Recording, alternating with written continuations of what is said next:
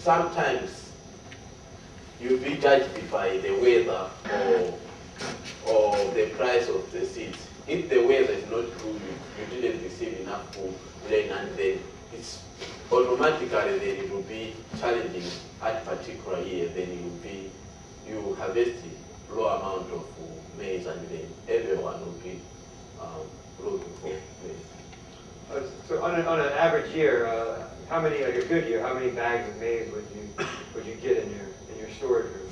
Yeah, in a good year you can have bags of maize up to 15, 14, even 20 bags of maize.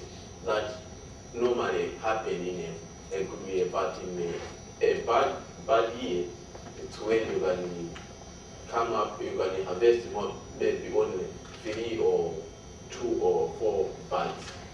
And like most people in Malawi, they grow maize, they're sustenance farmers, and which means they have maybe 1 acre, one farmer has 1 acre. Your father has an acre and a half, is that correct? Yeah. And so as you said, every year you grow the food that you eat, and that's it.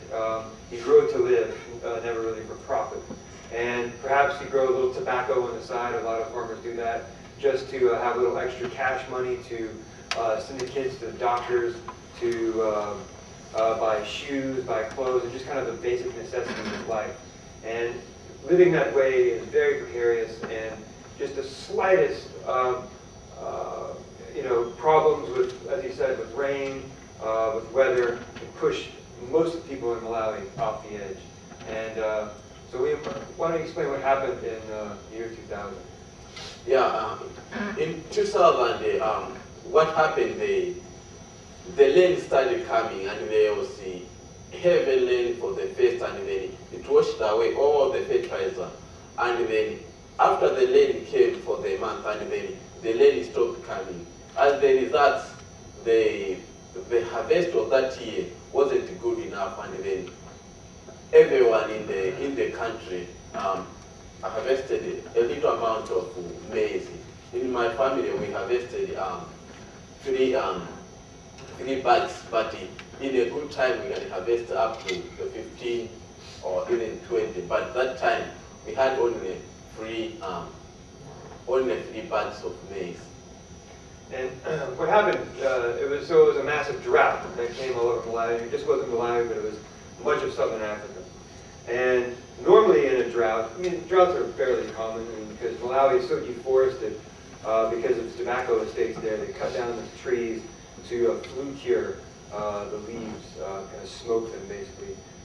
And so Malawi is 80% deforested. And so when it does rain, like you said, it washes all this fertilizer and topsoil away.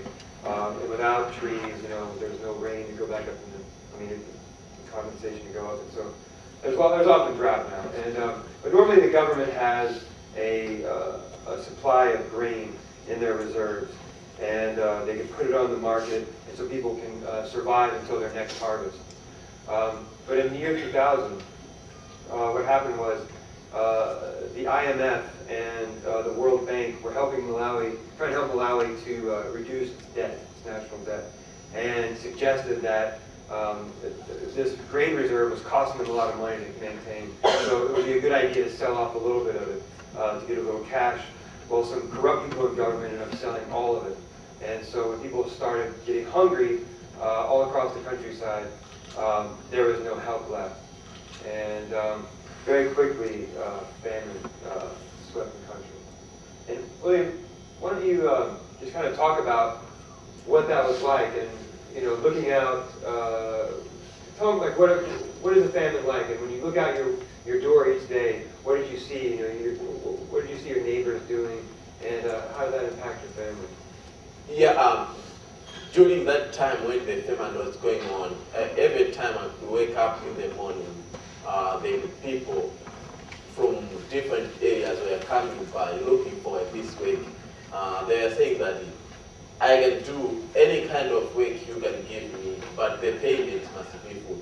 If you have even a small amount of food, even a polish, I can do a work and then I can pay. Maybe I can survive through that way. So it was really difficult time, for me and my family at that time, my dad, we had only remaining with one bag, and then he changed the system. Instead of eating 2 meals a day, we started eating 1 meal a day at night for the whole of the family. We are coming together and eating. And the other thing which my parents did was they said that they are going to sell the remaining maize we had, and it was for us, when we hear them saying that, it was like difficult to understand what exactly they are trying to say. But they told us that they are going to grind the remaining maize. So what they did, they grind the remaining maize, and my mom started making cake which she was selling at the market. The profit which she was getting from the cake, and then she was buying more maize and more flour so that she can make food for us. So as the time was going by, the price of the maize at the market was also increasing, going up and up, because the maize which we are buying at the market were coming from Tanzania, and then it was expensive to import maize from Tanzania, and then most of the traders, they took advantage of that, and then they were, the price tripled. So the amount of food which we are eating was starting reducing, and then it reached the point when the business couldn't sustain, and then instead of eating maybe 10 swallows of steamer, we started having maybe each of us having three swallows of steamer, 3 mouthfuls. So it was really difficult time. Everyone started losing weight, including my dad and me. Yeah. What he's saying is, there came a point when his family only had half a bag of maize left, and everyone else had run out. And this maize was coming in from Tanzania, so you could get it into the market, but it was like buying gold. It was so expensive.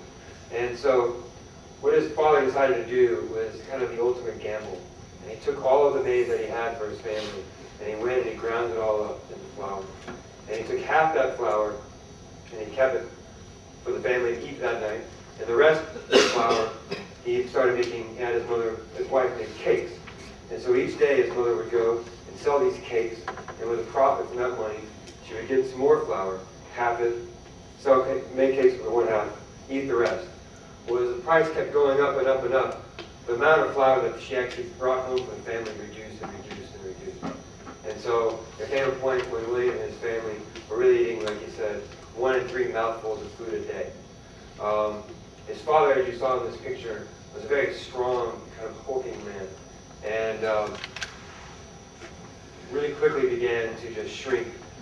He told me a story of every morning he would wake up and he would hang on his tobacco scale because he became obsessed with the way he was weighing and obsessed with how much weight he was losing. He was literally starving to death because he was actually skipping meals, his 3 mouthfuls of food a day, just so William and his sisters could eat.